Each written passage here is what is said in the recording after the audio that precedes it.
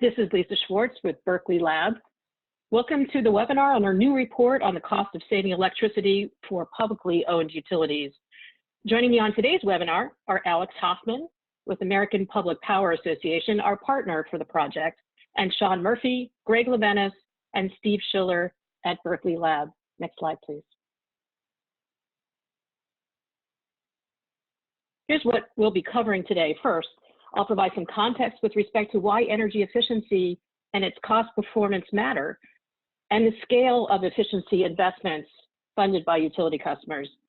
Next, Alex Hoffman will talk about APPA's energy efficiency activities, and then we'll turn to our new study for publicly owned utilities. We'll provide an overview of our cost of saving electricity research, talk about our approach for data collection and analysis, summarize study coverage, and present the key results. We'll wrap with challenges utilities face with respect to understanding cost performance of efficiency programs and areas where future research could help. We'll also talk about a reporting tool we developed with APPA for publicly owned utilities. Finally, I'll moderate Q&A using questions you type in the chat box as we go along. Next slide, please. We're recording the webinar and we'll post it on our website. Because of the large number of participants, everyone's in listen mode only, so please use the chat box to send us your questions and comments. Feel free to enter your questions at any time. We'll answer as many as we can following the presentations, and then I'll moderate Q&A with the authors. The reporting webinar slides are posted at the website shown, or search on cost of saving electricity at lbnl.gov. Following the webinar, we'll post a recording. Next slide. So why does energy efficiency matter? And why are we interested in understanding better its cost performance? Efficiency helps ensure electricity system reliability at the most affordable cost as part of resource adequacy, planning, and implementation activities. Efficiency is an energy and a capacity resource. To learn more, see our new report on peak demand impacts from utility customer programs. Spending on utility customer-funded programs is growing. With increasing levels of wind and solar and declining costs for these resources and natural gas, they're pressing the need to better understand the impacts of utility investments in efficiency. And finally, we can use that data on cost performance in several ways. We use it for load forecasting, to benchmark program results, for initial screening of electricity resource alternatives, and finally to evaluate how program costs are likely to change over time. Next slide, please. So let's consider some context here. According to the Consortium for Energy Efficiency, spending on electricity efficiency programs funded by customers across all kinds of utilities, both publicly owned and investor-owned, was about $5.8 billion in 2016 and about $6.1 billion in 2017. Berkeley Lab projects spending to increase to $8.6 billion by 2030 in our median scenario that we developed for a report we published last December on the future of electricity efficiency programs. Specifically, we projected annual growth in spending of 3 to 4% by 2025, slowing between the years 25 and 30 to about 1%. So these programs really are important components of utility resource portfolios, and cost performance is a key consideration. Next slide. So Alex, I'm turning the mic over to you to talk about the American Public Power Association and your energy efficiency activities. All right, well, thanks a bunch. We're really excited to be supporting lab research like this because we feel that it's useful in helping us understand yet another element of efficiency program performance in the context of the public power business model. And I want to thank you and the authors, Lisa, Ian, Steve, Sean, Greg, for doing all this work. It's been a ton of work and we really appreciate it. Just to give you a little background, the American Public Power Association has been around since 1940. We're a 501c6 that was created to help support entities of state and local government that run electric utilities, which I'm going to refer to as public power utilities. We engage in policy and advocacy work. We put on a lot of conferences and webinars to help provide professional and other kinds of education and information. And we do a lot of benchmarking to help improve utility operations, which is why we felt it was good to support this research. Next slide, please. There are about 2,000 municipal utilities all across, public power utilities all across the country in every state except Hawaii. And their organizational structures are quite diverse. You'll find out a lot about how their energy efficiency programs are being studied in this webinar, but they really have a ton of differences between them, and I think those are important to note. Some are departments in cities, and others are elected or appointed boards or councils. And next slide, please. To put that another way, and for those of you that aren't super familiar with the public power business model, this is a brief summary of our structural themes, and this drives how we execute things like energy efficiency programs and how we think about this in terms of local control and aligning community energy goals with utility energy goals. And next slide, please. Here is a breakdown of the sizes of our utilities, and I think this is an important thing to note. You'll see here that we have almost 1,300 utilities, and actually if you look at this another way, but 1,300 that have under 4,000 customers, and 2,000 that have under 2,000, or sorry, 1,000 that have under 2,000 customers. And then you can see they get slightly larger, but the distribution of sizes is quite impressive. And for those really small utilities, the 1,000 that have under 2,000 customers, they might only have between 1 and 5 employees, and it really depends. But a lot of times, the only way they will ever get this kind of information about energy efficiency programs and cost is through a lab-developed study like the one that happened here. Next slide, please. So here, just to kind of reiterate some of the key public power facets that we really believe are strengths of this local model is local control. We tend to have lower rates on average, and we tend to have higher reliability, and that can be due to a lot of reasons, but those are our key fundamental operating points. And next slide, please. And I believe all of the utilities that helped with this project have done some level of DEED program R&D. This is our demonstration of energy and efficiency developments program. It is just a side note here, but I am happy to see them represented. DEED spends about $1 million a year on energy and efficiency developments and R&D, and you can see a few of the materials and results in the pictures that are shown on the slide. And if you are interested or you want more information on the kinds of things that the DEED program does for public power utilities, you can follow the link below, and these slides are going to be sent around and posted if I've got that right. Next slide, please. So outside of the DEED program and R&D, one of the other places that we're doing a lot of promoting of energy efficiency and environmentally minded practices or other things that are good for operations but are focused around helping create a long-term sustainable processes at utilities is the Smart Energy Program. So this is a best practices designation for utilities that are working on energy efficiency, distributed generation, renewable energy, and environmental initiatives. We want to help people benchmark in these areas, and I want to congratulate the 67 utilities that were designated as smart energy providers this year. It's got a long application with an intensive peer review that involves feedback on multiple levels. And again, if you're interested in this kind of thing, feel free to follow the web link. And with that, I'll hand it back off to Lisa. Thanks, Alex. So next slide, please. Here's an overview of Berkeley Lab's research on the cost of saving electricity. We've conducted this research for investor-owned utilities for nearly a decade. We published our most recent report on the cost of saving a kilowatt hour in June 2018, and it covered 116 utilities and other program administrators in 41 states through the year 2015. The work covers both the cost of the program administrator as well as the total cost, which also includes participant costs. Our analysis was at the program level, the market sector level, regional and national levels.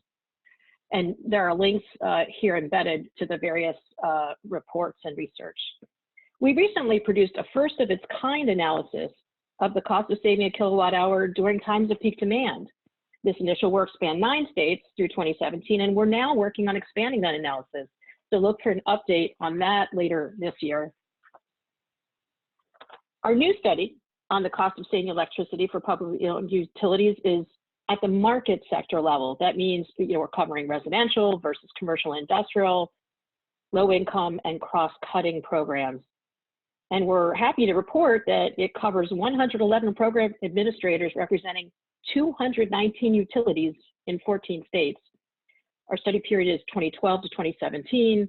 And the reason for the differences in the numbers between program administrators and utilities is that some program administrators serve multiple utilities. So altogether, at this point, our cost of saving electricity database has more than 13,000 program years of data, and that's growing. You can see here the types of data we collect: annual savings, budgets and expenditures, program type, average measure lifetimes, and more. Next slide, please.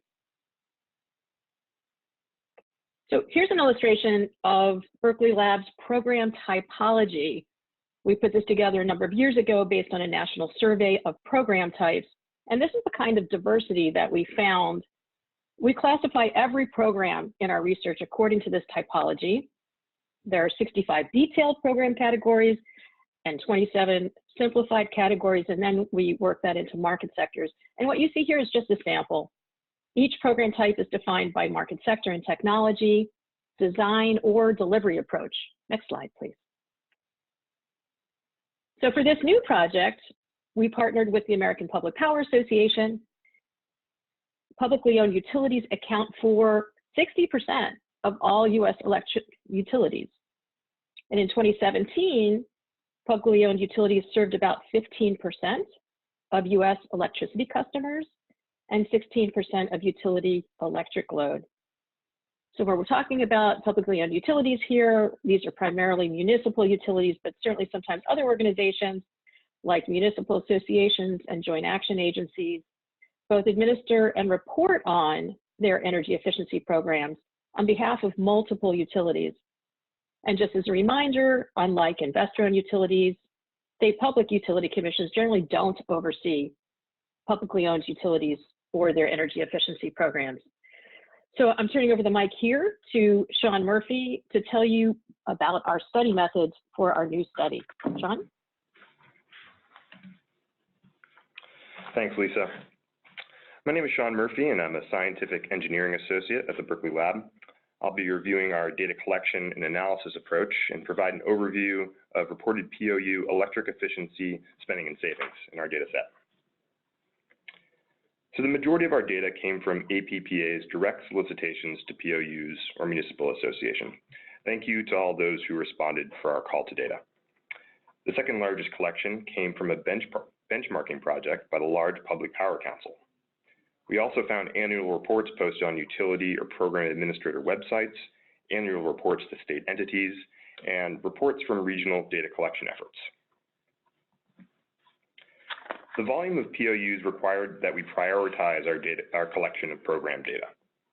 First, we sought a geographically diverse data set that contained both large and small POUs. We did, however, prioritize POUs that we thought were likely to provide complete data and those that were part of joint reporting efforts. We excluded from our search POUs that mostly served wholesale customers, such as government entities or customers of rural cooperatives. As Lisa mentioned, the 111 program administrators in our data set cover 219 POUs in 14 states. And again, the reason for the difference in the sample size here is because of regional program administrators that provide programs for multiple POUs. Our analysis, however, focuses on the program administrators and not the specific POUs. The POU count, however, does give us context on the breadth of our data coverage. The 219 POUs together account for 90% of POUs that report efficiency program data to the EIA. So of the POUs known to have efficiency programs, we have nearly complete representation.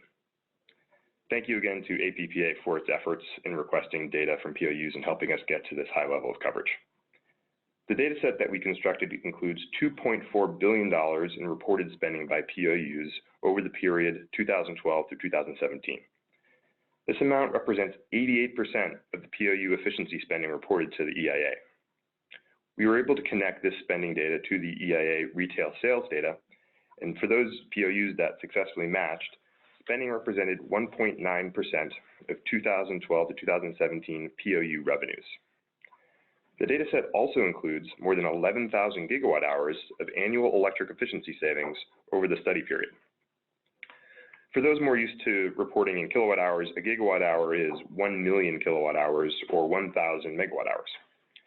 This total represents 74% of POU savings reported to the EIA. In terms of retail sales, these savings represented about 1.2% of retail sales for POUs that we were able to connect to the EIA sales dataset. Next, we'll take a look at how POU electric energy efficiency spending and savings breaks down across market segments. The C&I sector accounts for more than half, 54%, of the total spending in our dataset. Programs targeting residential and low-income customers account for more than a third, 37%. For context, bundled retail sales for residential customers accounted for about 37% of total sales in 2017 for POUs. On the annual gross savings side, we find a similar balance. The C&I sector contributes 59% of savings, and residential and low income provide 36% of savings. The C&I residential balance shifts, however, when we look at lifetime savings, where C&I accounts for 68% of savings, and residential and low income account for only 26%. That C&I's share of lifetime savings is greater than its share of annual gross savings, and residential share of lifetime savings is less than its share of annual gross savings, implies that the measured lifetimes are longer for C&I programs. Low-income programs account for about 6% of the program spending, but only 1% of annual and lifetime gross savings. One caveat that we would like to point out here, POU efficiency programs often do target hard-to-reach and low-income customers, but reporting may not give that indication, as savings may be included under residential programs. A recent APPA survey with 71 utilities responding found that 80%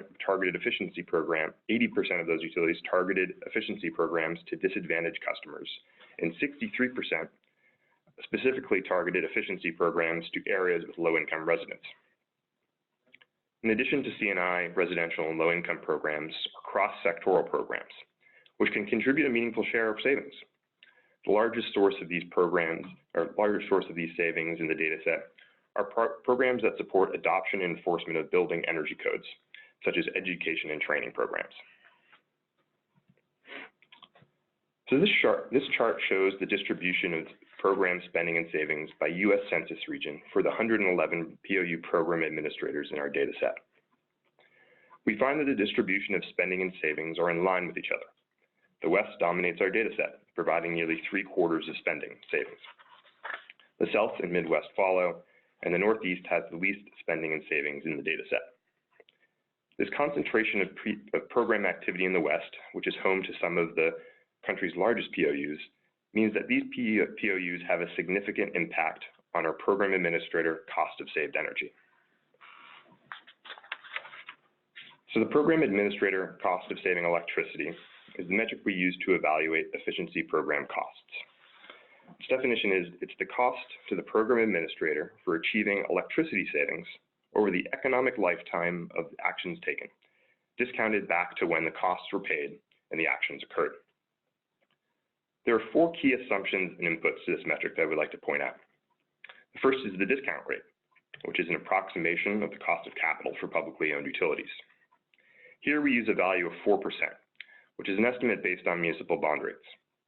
Because we apply a discount rate to calculate levelized values, savings in later years have less impact on program administrator costs of saving electricity than savings in early years. Second, we used estimated average program measure lifetimes. Next, we use the total program administrator cost, which excludes participant costs, but includes incentives, administration, marketing, and evaluation costs. Finally, the levelized cost calculation uses gross annual energy savings. The levelized costs we will present today are not for individual programs. They are aggregated at the sector, region, year portfolio.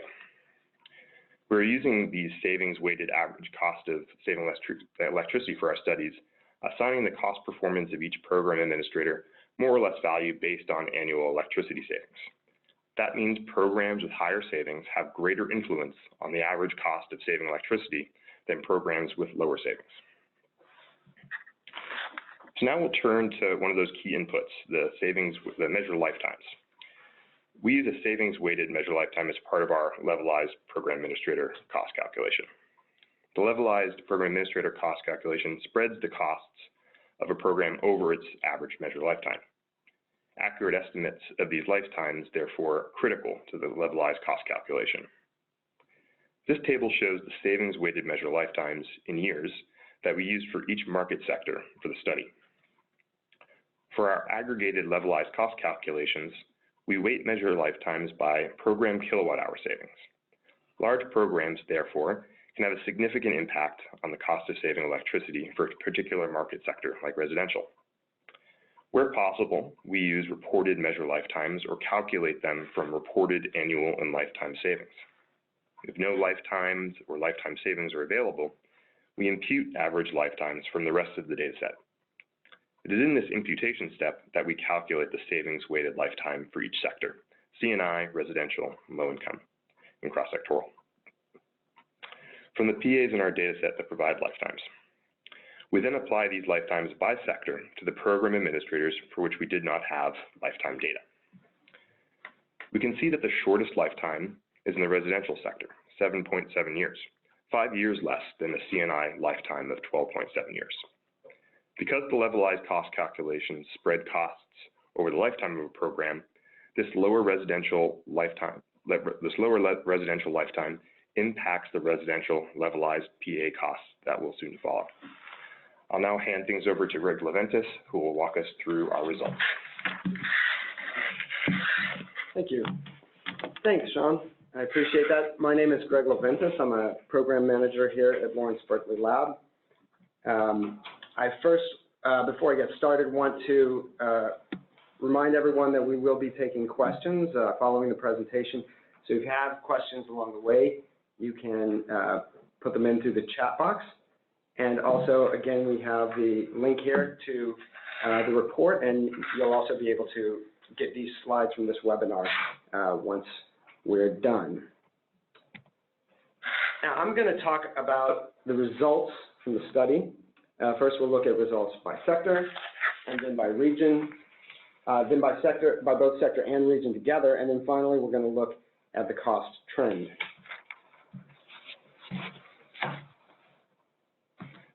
Before I get started here, I want to go over two things. First, I want to reiterate what Sean said, that by savings-weighted averages, we're highlighting that costs of larger programs are going to have an outsized influence on overall costs.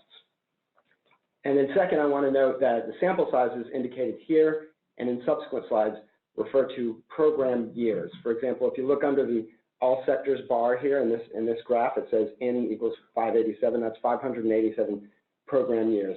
And a program year is the cost from one program administrator for 1 year. So let's say we have the portfolio costs from program administrator X for 2015 and 2016, and we have 2 program years. Now going to the chart here, looking at all sectors, and that's 111 program administrators from 14 states across the country, we found the savings-weighted average cost of saving electricity is 2.4 cents per kilowatt hour, as you see again here in the bar to the left. Commercial and industrial was the lowest cost sector. As you can see in the green bar, we found it cost 2 cents to save a kilowatt hour for C&I. For residential, it costs 3.4 cents, and for low-income programs, we found it cost 3.3 cents per kilowatt hour. Now, the low-income bar is excluded here to keep the chart at a legible scale, but you'll be able to see it in the next slide. The all sectors number here is close to what we found in our study for of IOU programs between 2009 and 2015, where the savings weighted average for all sectors was 2.5 cents per kilowatt hour. However, for IOUs, the residential programs were the cheapest at 2.1 cents per kilowatt hour. Now, it's important to note, again, as Sean said, these values are sensitive to a number of assumptions, such as the assumed measure lifetimes and the discount rate. So, for example, applying a 6% discount rate instead of the 4% that's applied here would increase this all sector cost that you see on the left bar to 2.7 cents per kilowatt hour, whereas applying a 2% discount rate would decrease that to 2.1 cents. Next, we are going to take a closer look at these values. And this graph gives a more nuanced picture of the findings.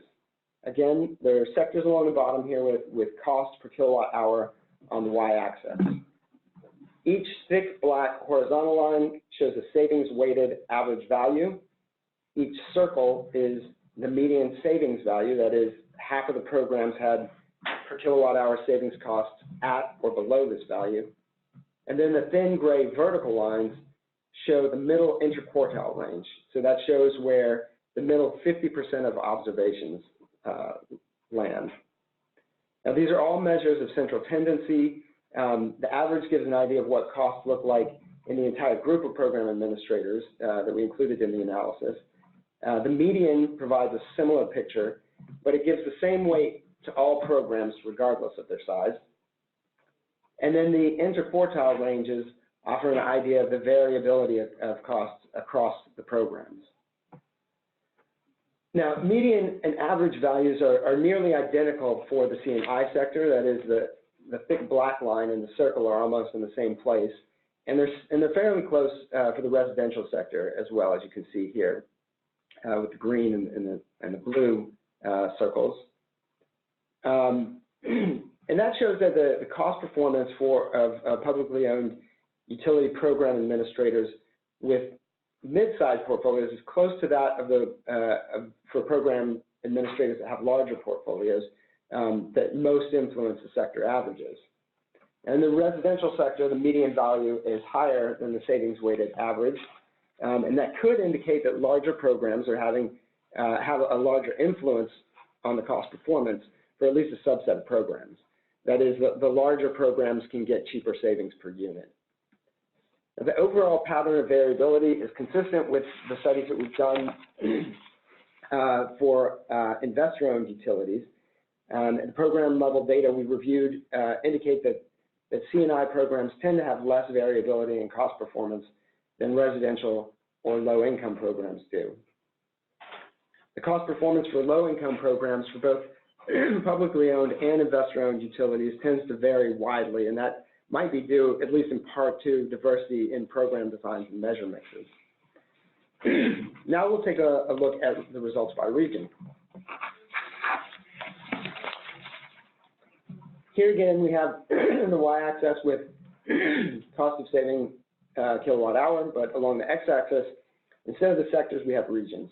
So these numbers are all at the program administrator's entire portfolio level.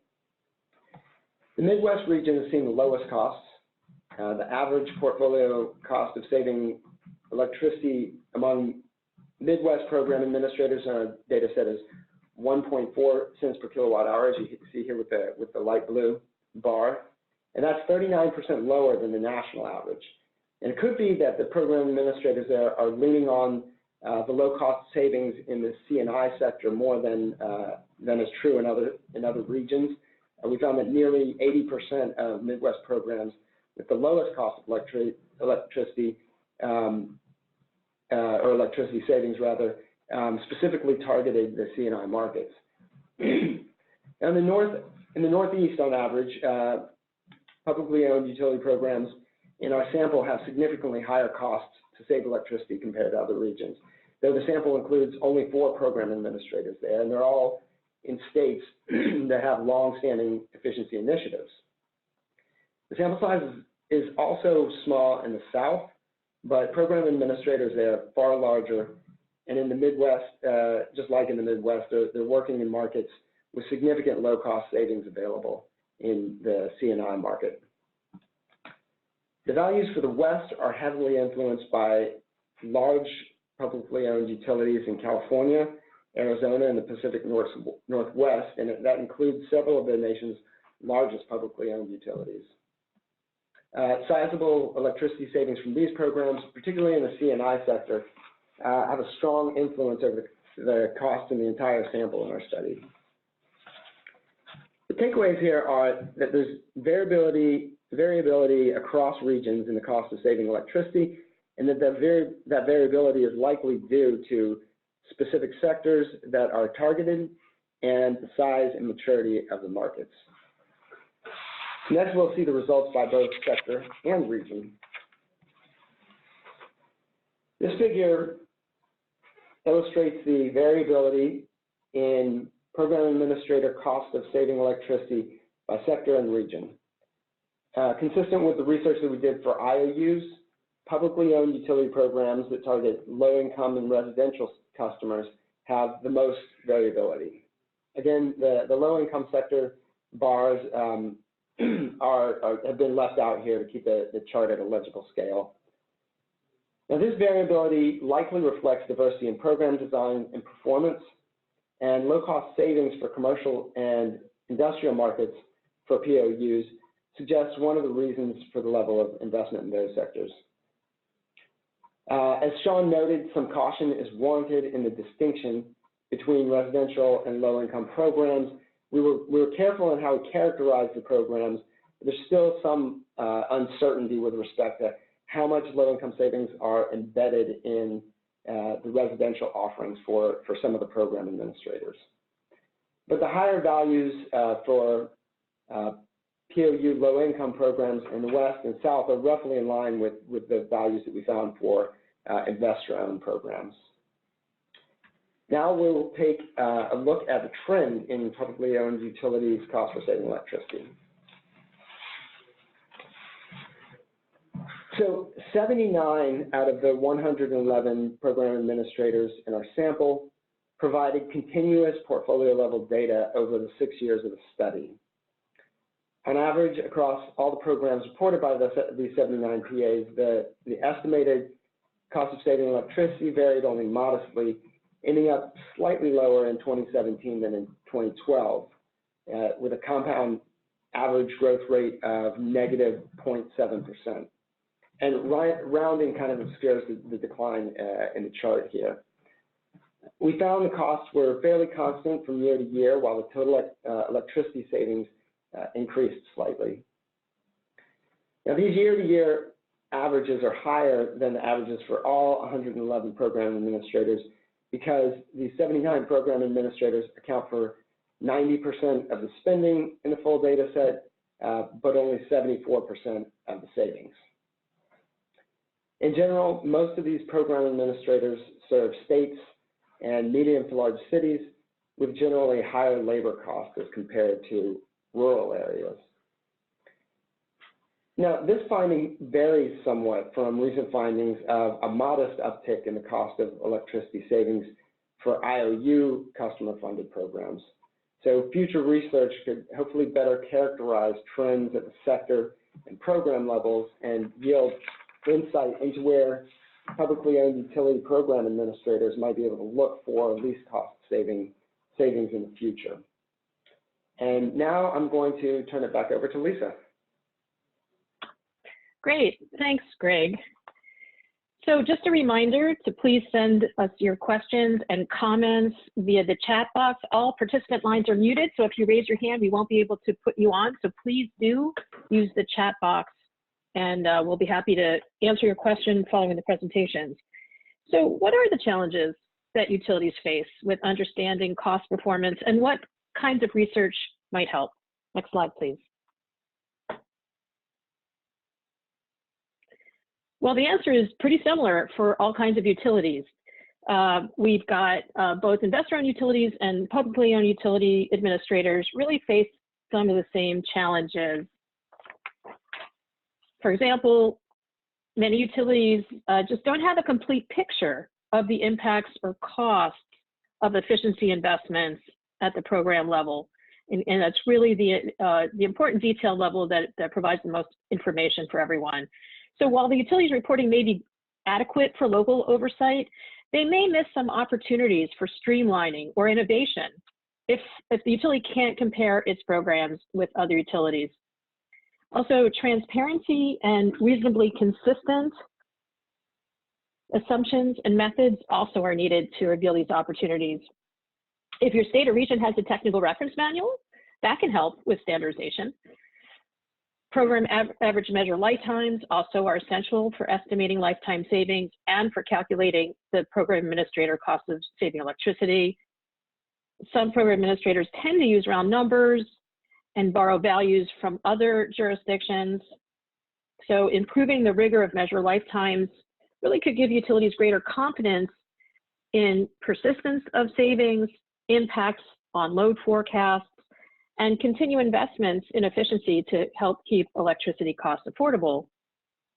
Also, uniform application of net and gross savings definitions and standardized reporting of electricity savings with respect to losses on the distribution and transmission systems also can help.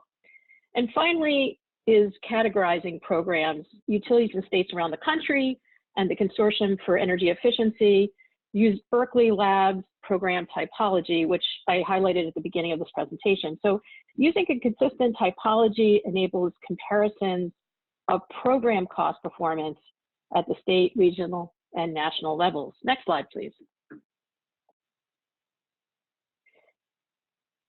So following are some potential areas of future research that we've identified that labs or other entities could conduct.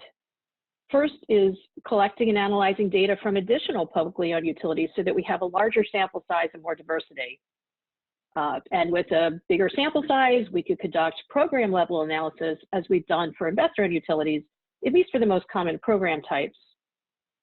Our new study includes a trends analysis that Greg just described for costs across all types of programs, but breaking down that data to understand trends in cost performance by market sector also would be quite useful.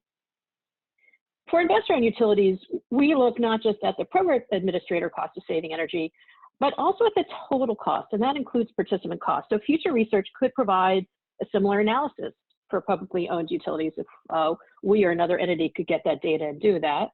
And I list a few other potential research topics here. Next slide, please.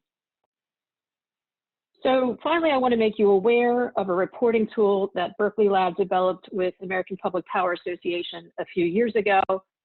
For my colleagues at Berkeley Lab, the display right at the moment is not quite right on our webinar. So thank you.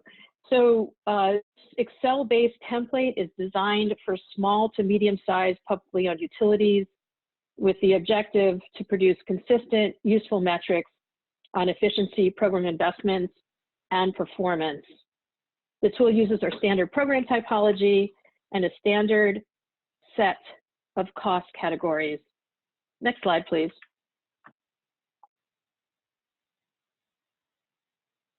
So this Excel-based tool has easy-to-use navigation buttons to move between spreadsheet tabs, and it's also got a built-in glossary for a consistent definition. Next slide, please. And we're down to our Q&A. We've had a lot of great questions come in the chat box, so feel free to please continue sending those questions, and we'll get to as many of them as we can. And Alex, I'd like to, if I can, give the first question to you. Do you have some examples that you could share with us of success stories, including maybe more comprehensive or innovative approaches to energy efficiency at publicly owned utilities that you could share with us? We do have, sorry, there have been so many questions coming in that my chat box got kind of thrown off here, so you'll forgive me. So we can provide examples of success stories and innovative approaches. I think what we've really been engaged in is, so you can go to the DEED program and you can see what things are currently being researched and the money that's being spent and on efficiency projects that are, you know, unique and innovative.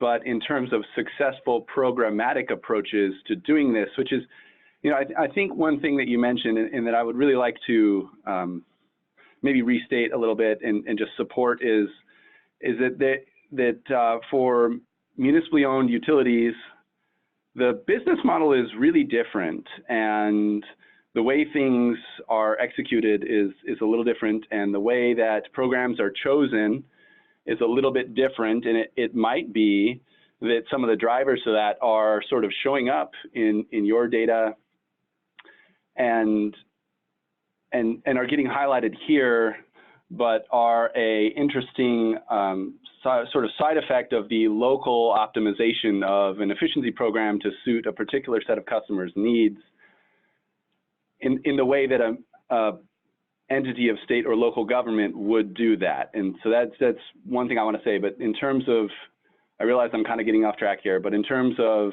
comprehensive approaches, the data that we're collecting through the Smart Energy Provider Program, one of the things we'd really like to do with that is take the different shapes of success that happen for different kinds of public power entities and try and relay that. And so I can talk about really successful programs that I think are really great, but I think in terms of efficiency, there are even, you know, cross-service trade-offs. There's the emissioncy approach that we sometimes hear about that's really neat, talking about, you know, well, what we want to do is save a unit of emissions, and we don't, you know, energy is different in that respect. And so for the person who's asking that question, I think the best thing to do is look at the successes from the DEED program first, and if you're just looking for examples of what's being researched, and then hopefully we'll be able to, you can look at the Smart Energy Program and see, you know, we have not really published any of the stats related to the compositions of programs that we're seeing out there, but that's something that we plan to do and I hope to do. And that might also provide an answer, because I think there is this shape to these things that steps to the side of cost in an interesting way when it's a local driven program, and you see a lot of unique things out there. I know personally, I will say that Silicon Valley Power and Austin Energy are stars, Seattle City Light, stars, SMUD in California, Sacramento. You got Lincoln Electric System. You just get out there and you look and you see all these stars across the country, and you can go to their websites too and look at their programs and hopefully gain some information there just to see what they're offering in their communities. And you'll find that it's different. Hopefully I answered the question. Great, thanks. Yeah, thanks, Alex. I appreciate that. So I have several questions that I think we could go through pretty quickly with the crew at Berkeley Lab. So first, doesn't cost depend in part on density and thereby customer acquisition cost? Steve, this is a question I think for you. Lisa, hi, this is Steve Scholler from the Berkeley Lab. The short answer is yes. I think that, you know, not only the density, but the scale of the programs can have an impact, so that if you're saving, you know, 1 million kilowatt hours versus 100 million kilowatt hours, you know, there are the economies of scale. The density is certainly an aspect. A number of public utilities are out there, have very large service territories, but low density, and therefore just the cost to get to the customer can be significant. Acquisition cost in general, when working with customers, can be a significant cost. I've heard cost as high as a third of the overall cost of doing the efficiency is in the acquisition, you know, of that customer's commitment. So the short answer is yes. And we within our database did not necessarily differentiate between that, but the short answer is yes. Density and scale are factors that can increase the per unit savings cost for those public utilities that are relatively small and have spread out service territories. Okay, let's move to another one. What explains the difference in measure lifetimes between commercial and industrial and residential? For example, just different end uses, more behavioral programs in residential? Yeah, in terms of the measure life, I want to first, this is Steve again, sort of provide a little bit of context that we really have two components to the cost of saving energy, the spending, the cost, and that information is very solid. Obviously, our public utilities are very diligent in reporting the cost, and it's transparent and available, and we know what those numbers are in spending. The savings, however, are estimates. There are always going to be estimates when we're looking at efficiency programs because we cannot directly measure what's no longer there, which is the amount of electricity that's been saved.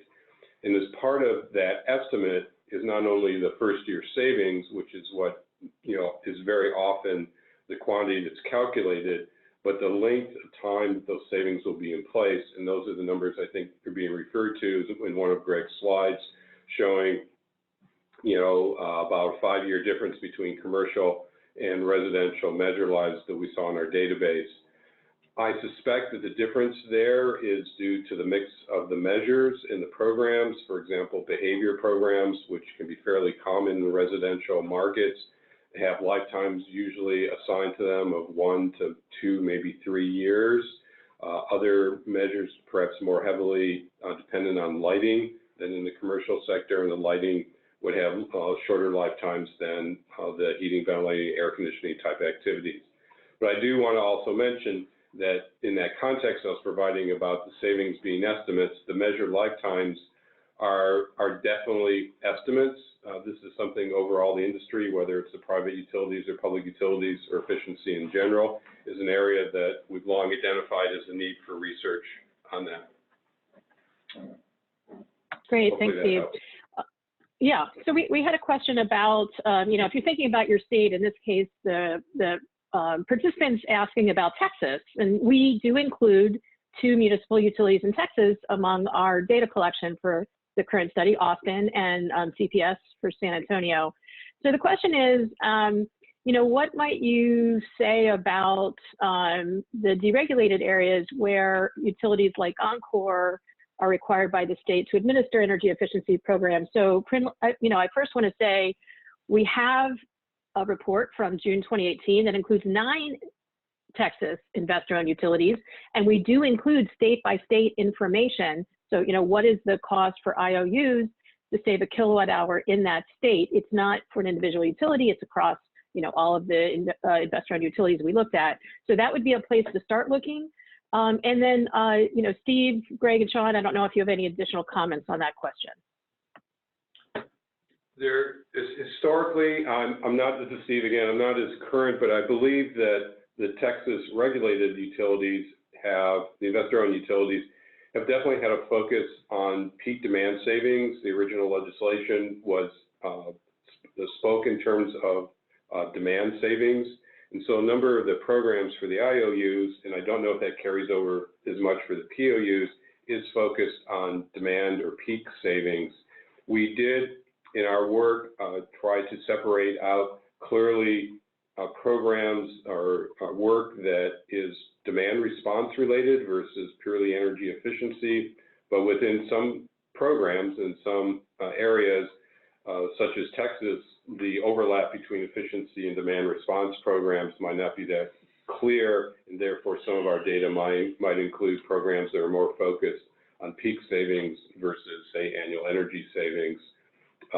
We did not do work down at the program level. This work was done at the sector level, commercial, residential, as Granigan, Sean, and Lisa have been talking about, and therefore we really don't have a lot of detail at that program level to do that differentiation. But that is a possibility across really all the POUs, that there might be some overlap between those focused on peak, and that's really what they're aiming for, a kW reduction versus kilowatt-hour reduction, and that might be a little more emphasized within the Texas utilities that we included.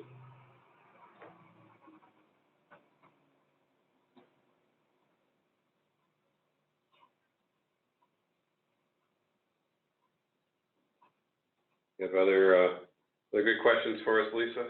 Hey, you're not on mute, are you?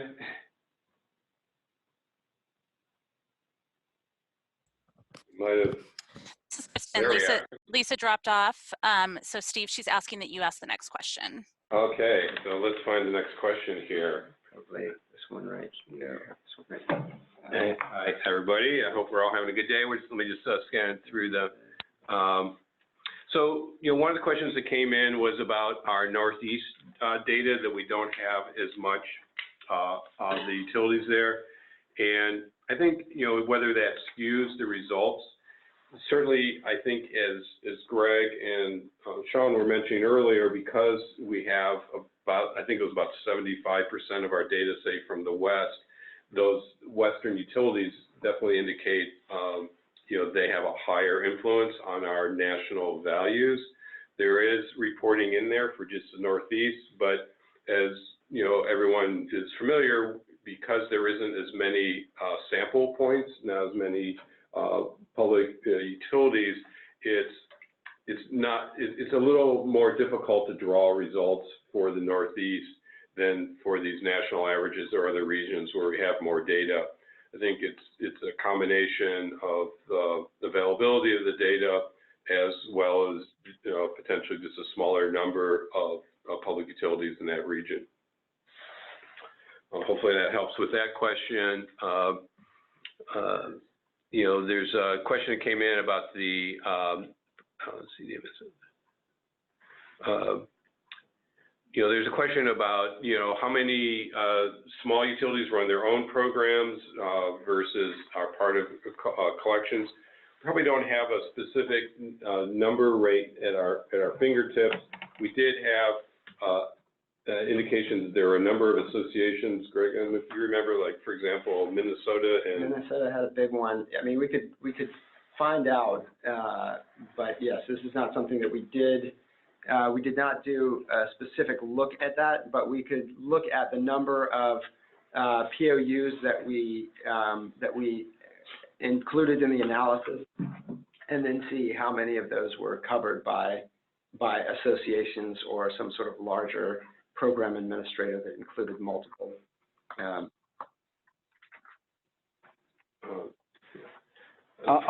That this is an important function that these state level organizations play. This is Alex.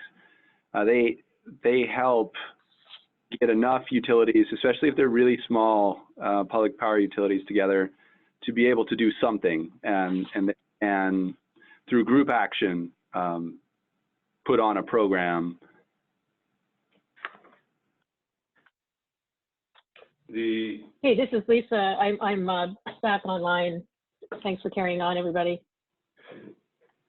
So are we ready for another question here? I'm just going to. Yeah, I think we're ready for our next one. Lisa, if you, I've looked at a couple, or if you have some that you would suggest. Yeah. So, Sean, this is a good question for you. Why is the program administrator cost of saving electricity for commercial so much lower than residential? And we did find a different, we got a different answer when we have conducted our research for investor-owned utilities. Thanks, Lisa. So part of this comes back to Steve's response about the difference in measure lives. And we found that the residential sector weighted average program measure life was just under 8 years, and the commercial one was 5 years longer. And as I explained with the calculation of the program administrator cost of saving electricity, the measure life is a key input into it, and the longer measure life can drive the overall levelized cost down. And I think that's going to be the major thing, is the lifetime is one of the key inputs, and the longer lifetime just reduces the program administrator cost of saving electricity. Thanks, Sean. I'm going to answer a question really quickly. I feel like this is such a softball. Have you done a similar study for energy savings for natural gas? Yes, thanks for asking. We just completed a study, an update on the cost of saving a therm for natural gas programs, and the report is at DOE for approval to publish. We're also going to be at NARUC talking about that new report in February. So we'll be really excited when that gets released. So please do look for that on our cost of saving energy webpage. All right, let's move on. I think we should sort of acknowledge a bit, you know, we've got a question, how does the program administrator cost of saving electricity compare between investor-owned utilities and publicly owned utilities? And I'll throw this to our Berkeley Lab crew. I would start sort of at the high level, you know, and then maybe work down. So really, you know, what's the cost per kilowatt hour nationally, and then maybe, you know, you could talk about the difference in sector results. Hi, this is Greg. I mean, I can say for the high level that the costs. Where did I have them? I had them right at my fingertips for a second here, and now they are escaping me. The cost for in the IOU sector was, is this, sorry, just like I say, if you all recall this off the top of your heads, it was just, for all sectors, it was just one penny off. It was, I believe, 2.5 cents in the IOU and 2.4 cents for the POUs. That's right. Then digging down on the sectors, though, I am going to have to.